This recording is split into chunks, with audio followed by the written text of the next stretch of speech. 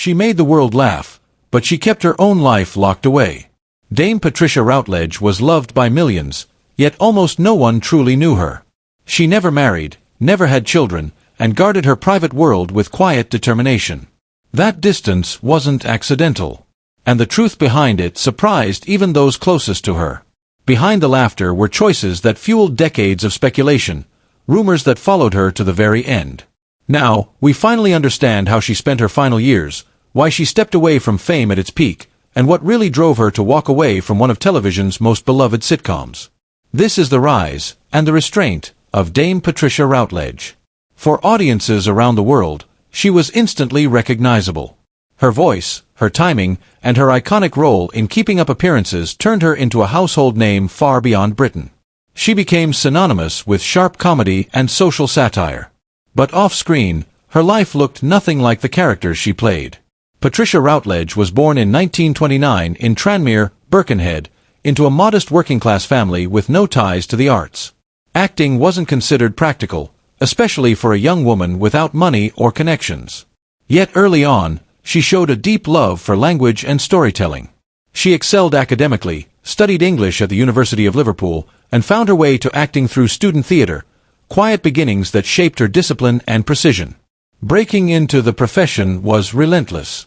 With no safety net, she relied on scholarships and persistence, earning a place at the Bristol Old Vic Theatre School. The training was demanding, the competition fierce, and many around her came from far more privileged backgrounds. Still, she matched them with preparation and resolve. Work didn't come easily. She spent years in repertory theatre and touring companies, performing night after night with little recognition. Those years gave her range. Comedy, drama, music, classical text, earned the hard way. In a male-dominated industry that often sidelined women who didn't fit a narrow image, Routledge refused to be boxed in. Her work with the Royal Shakespeare Company earned her serious respect. At the same time, she began appearing on television in the 1960s, balancing stage prestige with television's growing reach. In 1968, she won a Tony Award in New York for Darling of the Day, confirming her international standing. Yet it wasn't until the 1990s that she became truly famous. Keeping Up appearances introduced the world to Hyacinth Bucket, a character so unforgettable it threatened to overshadow everything else she had done. While audiences laughed, Patricia worried about being reduced to a single role after decades of serious work. Behind the success was a private life shaped by loss. Her mother died in 1957, early in Patricia's career, leaving her without emotional support during her most uncertain years. Her father died in 1985, severing her final link to her childhood. And in 1989, just before her greatest fame arrived, she lost her brother Kenneth, the person she trusted most for guidance and perspective. Those losses taught her to keep going quietly. She didn't dwell on grief publicly. She worked. She prepared. She protected her boundaries. When Keeping Up appearances became a global hit, fame brought pressure. Fans wanted Hyacinth everywhere. Patricia felt the weight of being permanently associated with one exaggerated persona. She questioned scripts that pushed the character too far, insisting comedy stay grounded. It wasn't ego, it was standards. Then, in 1995, she shocked everyone by walking away at the height of the show's success. There was no scandal, no fallout, just a deliberate decision to protect her identity as an actress, not a caricature. She never returned to the same level of television fame. And she didn't seem to want to. While fame pulls most people toward noise and exposure, Dame Patricia Routledge walked the opposite way, choosing purpose over applause, craft over celebrity, and a life lived quietly on her own terms. Dame Patricia Routledge made millions laugh, yet she lived with remarkable restraint. She chose integrity over attention, depth over fame, and privacy over public approval. That choice earned her respect, but it also made her something of an enigma. In an industry built on compromise, she rarely bent. And while her career decisions often puzzled the public, there was one question that lingered far longer than any role she played: why she never married. For decades, people asked about Dame Patricia's personal life more than her work. She never married. She had no children. And she almost never explained why. There was no scandal and no secret. She never denied it or avoided the truth. She simply refused to make her private life a public subject. At a time when actresses were often defined by their relationships, she chose not to offer that part of herself to the world. There's no record of her pursuing family life in the traditional sense.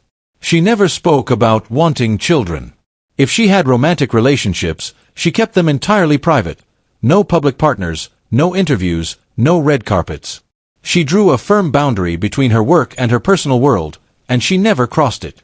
For Patricia, acting wasn't something she balanced against life, it was her life. Rehearsals, tours, performances, constant travel. That rhythm defined her decades-long career. She didn't consciously choose career over marriage. It simply unfolded that way. As she once explained, I didn't decide not to marry or not to be a mother. Life just turned out that way because my involvement in acting was so total. The work demanded everything, and she gave it willingly. By the time she paused to reflect, she was already deeply committed to a way of living that left little room for a conventional domestic life. Independence mattered deeply to her. Marriage in the mid-20th century often came with expectations she had no interest in accepting: professional compromise, loss of autonomy, and being defined through someone else. She wanted control over her time, her finances, and her choices. It's also important to remember the era she entered. Theater and television were dominated by men, and women already had to fight for credibility. Remaining single gave her freedom many women of her generation never had. When she did comment, rarely, she showed no regret. She spoke of fulfillment through work, performance, and charity. Her sense of purpose came from doing her craft well, on her own terms. What stood out most was how calmly she lived that choice. No defensiveness. No long explanations. No sense of sacrifice. She didn't frame her life as missing anything, only as complete in its own way. That same commitment to privacy shaped how she aged in public. Audiences knew her characters intimately, but the woman behind them remained largely unknown, by design. Over time, that distance invited speculation.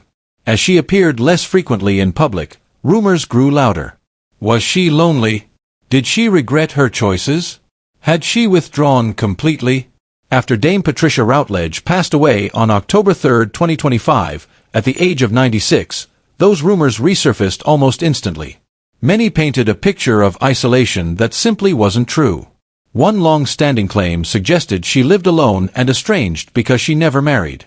But distance from the spotlight was mistaken for distance from people. Her agent's statement following her death told a very different story. She died peacefully in her sleep, surrounded by love. That single line quietly dismantled years of speculation. She was supported, cared for, and deeply connected to the people and causes that mattered to her. She had simply chosen discretion over display. Dame Patricia never bothered correcting rumors while she was alive. She didn't believe her private life required explanation, and she remained consistent to the end. What many overlooked was how active she remained behind the scenes. She was heavily involved in charitable work, including the Royal Voluntary Service, supporting community care and older people. These commitments kept her socially engaged well into her later years. She also maintained strong ties within the theater world, attending performances, supporting colleagues, and following new productions closely. Those who spoke with her described sharp wit, dry humor, and genuine curiosity. Health rumors followed her for years as well, false reports of serious illness or even death. Each time, they were quietly disproven. She managed aging with the same dignity and privacy she had always shown. After her passing, one truth became clear: she didn't choose isolation. She chose privacy. She didn't withdraw from life, she simply stepped away from visibility. That led to another lingering question: did Dame Patricia ever truly retire? She never announced it. No farewell interviews. No final bow. She simply stopped taking television roles. After her death, her family confirmed it was a deliberate choice, not driven by illness or bitterness. She had done television fame. She didn't need to repeat it. What she stepped away from wasn't acting, it was exposure. Theater remained her passion. Even in her 90s, she followed performances closely and spoke about them with precision and enthusiasm. Her agent later said her love for the craft never faded. She still cared about audiences, she just no longer wanted cameras. This distinction matters. Many assumed she disappeared. In reality, She shifted focus. By stepping away on her own terms, she protected her legacy from overexposure and nostalgia. Still, one final question followed her for years. Did she regret leaving Keeping Up appearances? She acknowledged the transition wasn't easy. Audiences saw Hyacinth first, and everything else second. That brought uncertainty, but not regret. She was clear, she never regretted the role. It gave her recognition, security, and a permanent place in television history. But ending the show was her decision. As she once said, she stopped while it was strong, believing comedy works best when it stays sharp. She wanted new challenges, new stories, and new adventures. Hyacinth defined a chapter of her life, not her identity. And she never looked back wondering what if. So the real question isn't whether Dame Patricia Routledge made the right choice. It's whether we're brave enough to live with the same clarity, knowing when to stay and when to walk away. This was just the beginning. Hit that subscribe button and buckle up. Digital Garage has so much more in store.